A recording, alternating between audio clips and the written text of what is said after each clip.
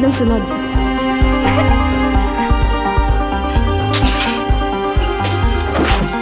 Hindi na ako rin sa Talinoy. Hindi na! Hindi ko siya inaagaw sa inyo.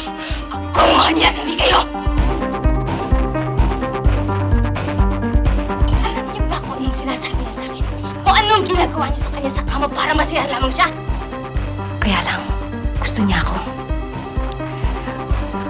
Ayaw niya ako matulad sa iba. Aalisin niya ako sa lugar na yun. Sasama ako sa kanya.